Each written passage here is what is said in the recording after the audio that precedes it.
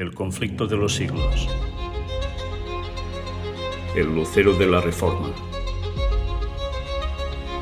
Capítulo 4. Porque como la lluvia y la nieve descienden del cielo y no vuelven allá sino después de haber saciado la tierra y de haberla hecho germinar, producir y dar semilla al que siembra y pan al que come, así será mi palabra que sale de mi boca.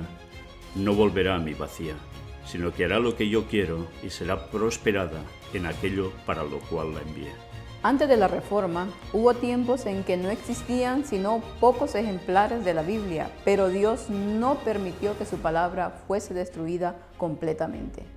Sus verdades no habían de quedar ocultas para siempre. Le era tan fácil quitar las cadenas a las palabras de vida como abrir las puertas de las cárceles y quitar los cerrojos a las puertas de hierro para poner en libertad a sus siervos.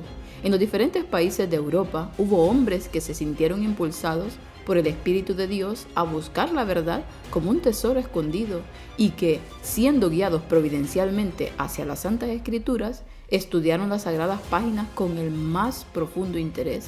Deseaban adquirir la luz a cualquier costo, aunque no lo veían todo con claridad. Pudieron discernir muchas verdades que hacía tiempo yacían sepultadas. Había ya pasado la medianoche para el mundo, fenecían ya las horas de tiniebla y en muchas partes aparecían señales del alba que estaba por rayar. En el siglo XIV salió en Inglaterra el lucero de la Reforma, Juan Wycliffe, que fue el heraldo de la Reforma no solo para Inglaterra, sino para toda la cristiandad. La gran protesta que contra Roma le fue dado lanzar no iba a ser nunca callada, porque inició la lucha que iba a dar por resultado la emancipación de los individuos, las iglesias y las naciones. Recibió Wycliffe una educación liberal y para él era el amor a Jehová el principio de la sabiduría. Se distinguió en el colegio por su ferviente piedad, a la vez que por su talento notable y su profunda erudición. En su sed de saber, trató de conocer todos los ramos de la ciencia. Se educó en la filosofía escolástica, en los cánones de la Iglesia y en el derecho civil, especialmente en el de su país. En sus trabajos posteriores le fue muy provechosa esta temprana enseñanza, debido a su completo conocimiento de la filosofía especulativa de su tiempo. Pudo exponer los errores de ella y el estudio de las leyes civiles y eclesiásticas le preparó para tomar parte en la gran lucha por la libertad civil y religiosa. Estando todavía Wycliffe en el colegio, se dedicó al estudio de las Santas Escrituras, cosa que no era común entre los católicos. En aquellos remotos tiempos, cuando la Biblia existía solo en los idiomas primitivos, los eruditos eran los únicos que podían allegarse a la fuente de la verdad, pues a las clases incultas les estaba vedada. Este estudio preparó el camino para el trabajo futuro de Wycliffe como reformador. Algunos hombres ilustrados habían estudiado la palabra de Dios y en ella habían encontrado revelada la gran verdad de la gracia concedida gratuitamente por Dios, y por sus enseñanzas habían difundido esta verdad e inducido a otros a aceptar los oráculos divinos. Cuando la atención de Wycliffe fue dirigida a las Santas Escrituras, se consagró a escudriñarlas con el mismo empeño que había desplegado para adueñarse de las instrucciones que impartían en el colegio. Encontró en la palabra de Dios lo que antes había buscado en vano. En ella halló revelado el plan de la salvación y vio a Cristo representado como el único abogado para el hombre. Se entregó al servicio de Cristo y resolvió proclamar las verdades que había descubierto. Como los reformadores que se levantaron tras Wycliffe, en el comienzo de su obra, él no pudo discernir hasta dónde ella le conduciría. No se levantó deliberadamente en oposición a Roma, pero su devoción a la verdad no podía menos que ponerle en conflicto con la mentira. Conforme iba discerniendo con mayor claridad los errores del papado, presentaba con creciente ardor las enseñanzas de la Biblia. Veía que Roma había abandonado la palabra de Dios, cambiándola por las tradiciones humanas. Acusaba desembozadamente al clero de haber desterrado las Santas Escrituras y exigía que la Biblia fuese restituida al pueblo y que se estableciera de nuevo su autoridad dentro de la iglesia. Pobre inocente. Era maestro entendido y abnegado y predicador elocuente, cuya vida cotidiana era una demostración de las verdades que predicaba. Vamos, un verdadero hijo de Dios. Wycliffe discernía los errores con mucha sagacidad y se oponía valientemente a muchos de los abusos sancionados por la autoridad de Roma. Esto, lógicamente, le traería muchos problemas. Mientras desempeñaba el cargo de capellán del rey, se opuso osadamente al pago de los tributos que el Papa exigía al monarca inglés y demostró que la pretensión del pontífice al asumir autoridad sobre los gobiernos seculares era contraria tanto a la razón como a la Biblia. Las exigencias del Papa habían provocado profunda indignación y las enseñanzas de Wycliffe ejercieron influencia sobre las inteligencias más eminentes de la nación. El rey y los nobles se unieron para negar el dominio temporal del Papa y rehusar pagar el tributo. Fue este un golpe certero asestado a la supremacía papal en Inglaterra. Lo más triste es que este convencimiento del rey hoy en día es todo lo contrario. El rey de Inglaterra actual está a los pies de Roma. ¿Cómo han cambiado las cosas? Otro mal con el que el reformador sostuvo un reñido combate fue con la institución de las órdenes de los frailes mendicantes. Pululaban estos frailes en Inglaterra y comprometían la prosperidad y la grandeza de la nación. Las industrias, la educación y la moral eran afectadas directamente por la influencia agostadora de dichos frailes. La vida de ociosidad de aquellos pordioseros era no solo una sangría que agotaba los recursos del pueblo, sino que hacía que el trabajo fuera mirado con menosprecio. La juventud se desmoralizaba y cundía en ella la corrupción. Debido a la influencia de los frailes, muchos eran inducidos a entrar en el claustro y consagrarse a la vida monástica. Y esto no solo sin contar con el consentimiento de los padres, sino aún sin que estos lo supieran, o en abierta oposición con su voluntad. Vamos, que era una plaga y maldición para el pueblo. Aún los mismos estudiantes de las universidades eran engañados por las falsas representaciones de estas órdenes e inducidos a incorporarse a ellas. Pero, ¿qué pasaba después? Muchos se arrepentían luego de haber dado este paso, al echar de ver que marchitaban su propia vida y ocasionaban congojas a sus padres. Pero, una vez cogidos en la trampa, les era imposible recuperar la libertad.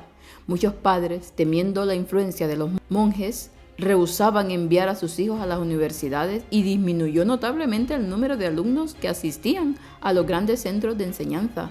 Así decayeron estos planteles y prevaleció la ignorancia. Hombres instruidos y piadosos se habían esforzado en vano por realizar una reforma en estas órdenes monásticas, pero Wycliffe, que tenía más perspicacidad, asestó un golpe a la raíz del mal. Se suscitaron discusiones e investigaciones. Mientras los monjes atravesaban el país vendiendo indulgencias del Papa, muchos habían que dudaban de la posibilidad de que el perdón se pudiera comprar con dinero y se preguntaban si no sería más razonable buscar el perdón de Dios antes que el del pontífice de Roma. No pocos se alarmaban al ver la rapacidad de los frailes, cuya codicia parecía insaciable. Decían ellos: los monjes y sacerdotes de Roma nos roen como el cáncer. Dios tiene que librarnos o el pueblo perecerá. Wycliffe empezó a publicar folletos contra los frailes, no para discutir con ellos, sino para llamar la atención al pueblo hacia la Biblia. Declaró que el poder de perdonar o descomulgar no le había sido otorgado al Papa en grado mayor que a los simples sacerdotes y que nadie podía ser verdaderamente excomulgado mientras no hubiese primero atraído sobre sí la condenación de Dios. Y en verdad que Wycliffe no hubiera podido acertar con un medio mejor de derrocar el formidable dominio espiritual y temporal que el Papa levantara y bajo el cual millones de hombres gemían cautivos en cuerpo y alma. Wycliffe fue nuevamente llamado para defender los derechos de la corona de Inglaterra contra las usurpaciones de Roma. Habiendo sido nombrado embajador del rey, pasó 2 años en los Países Bajos conferenciando con los comisionados del Papa. Allí estuvo en contacto con eclesiásticos de Francia, Italia y España, y tuvo oportunidad de ver lo que había entre bastidores y de conocer muchas cosas que en Inglaterra no hubiera descubierto. Se enteró de muchas cosas que le sirvieron de argumento en sus trabajos posteriores. En aquellos representantes de la corte del Papa leyó el verdadero carácter y las aspiraciones de la jerarquía. Volvió a Inglaterra para reiterar sus anteriores enseñanzas con más valor y celo que nunca, declarando que la codicia, el orgullo y la impostura eran los dioses de Roma. Hablando del Papa y de sus recaudadores, decía en uno de sus folletos: ellos sacan de nuestra tierra el sustento de los pobres y miles de marcos al año del dinero del rey a cambio de sacramentos y artículos espirituales, lo cual es maldita herejía simoníaca, y hacen que toda la cristiandad mantenga y afirme esta herejía. Y a la verdad, si en nuestro reino hubiera un cerro enorme de oro y no lo tocara jamás hombre alguno, sino solamente este recaudador sacerdotal, orgulloso y mundano, en el curso del tiempo, el cerro llegaría a gastarse todo entero, porque él se lleva cuanto dinero haya en nuestra tierra y no nos devuelve más que la maldición que Dios pronuncia sobre su simonía. Poco después de su regreso a Inglaterra, Wycliffe recibió del rey el nombramiento como rector de Lutherwell, lo que dio a entender que sus argumentos eran aceptados en la corte. Pronto fueron lanzados contra Wycliffe los rayos y las centellas papales. 3 bulas fueron enviadas a Inglaterra, a la universidad, al rey y a los prelados, ordenando todas que se tomaran inmediatamente medidas decisivas para obligar a guardar silencio al maestro de herejía. Sin embargo, antes de que se recibieran las bulas, los obispos, inspirados por su celo, habían citado a Wycliffe a que comparecieran ante ellos para ser juzgado, pero 2 de los más poderosos príncipes del reino le acompañaron al tribunal, y el gentío que rodeaba el edificio y que se agolpó dentro de él dejó a los jueces tan cohibidos que se suspendió el proceso y se le permitió a Wycliffe que se retirara en paz. Poco después, Eduardo III, a quien ya entrado en años procuraban indisponer los prelados contra el reformador, murió, y el antiguo protector de Wycliffe llegó a ser regente del reino. La llegada de las bulas pontificales impuso a toda Inglaterra la orden perentoria de arrestar y encarcelar al hereje, y esto equivalía a una condenación en la hoguera. Ya parecía Wycliffe destinado pronto a ser víctima de las venganzas de Roma, pero Dios aún tenía tarea que hacer con él y algo sucedió. La providencia de Dios dirigió los acontecimientos de tal manera que ayudaron al desarrollo de la Reforma. Muerto Gregorio, fueron elegidos 2 papas rivales, 2 poderes en conflicto, cada cual pretendiéndose infalible. Reclamaban la obediencia de los creyentes. Cada uno pedía el auxilio de los fieles para hacerle la guerra al otro, su rival, y reforzaba sus exigencias con terribles anatemas contra los adversarios y con promesas celestiales para sus partidarios. Esto debilitó notablemente el poder papal. Harto tenían que hacer ambos partidos rivales para pelear uno con otro, de modo que Wycliffe pudo descansar por algún tiempo. Anatemas y recriminaciones volaban de un papa al otro, y ríos de sangre corrían en la contienda de tan encontrados intereses. La iglesia rebosaba de crímenes y escándalos.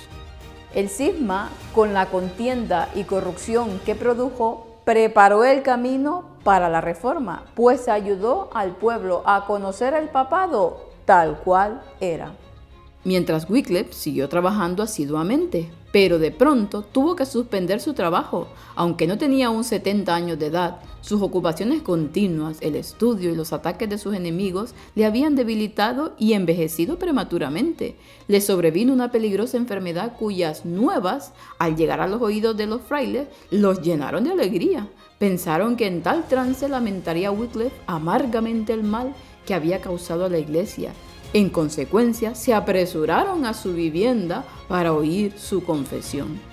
Dándole ya por agonizante, se reunieron alrededor de él las 4 órdenes religiosas más 4 dignatarios civiles y le dijeron: Tienes el sello de la muerte en tus labios, conmuévete por la memoria de tus faltas y retráctate delante de nosotros de todo cuanto has dicho para perjudicarnos. El reformador escuchó en silencio, luego ordenó a su criado que le ayudara a incorporarse en su cama y mirándolos con fijeza, mientras permanecían puestos en pie esperando oír su retractación, les habló con aquella voz firme y robusta que tantas veces les había hecho temblar y les dijo: No voy a morir, sino que viviré para volver a denunciar las maquinaciones de los frailes. Sorprendidos y corridos, los monjes se apresuraron a salir del aposento. Impresionante seguridad y valentía. Las palabras de Wycliffe se cumplieron. Vivió lo bastante para dejar en manos de sus connacionales el arma más poderosa contra Roma. ¿Cuál? La Biblia, el agente enviado del cielo para libertar, alumbrar y evangelizar al pueblo. Muchos y grandes fueron los obstáculos que tuvo que vencer para llevar a cabo esta obra. Se veía cargado de achaques, sabía que solo le quedaban unos pocos años que dedicar a sus trabajos y se daba cuenta de la oposición que debía arrostrar, pero animado por las promesas de la palabra de Dios, siguió adelante sin que nada le intimidara. Por fin dio cima a la obra. Acabó la primera traducción de la Biblia que se hiciera en inglés. El libro de Dios quedaba abierto para Inglaterra. El reformador ya no temía la prisión ni la hoguera. Había puesto en manos del pueblo inglés una luz que jamás se extinguiría. Al darles la Biblia a sus compatriotas, había hecho más para romper las cadenas de la ignorancia y del vicio, y para libertar y engrandecer a su nación, que todo lo que jamás se consiguiera con las victorias más brillantes en los campos de batalla.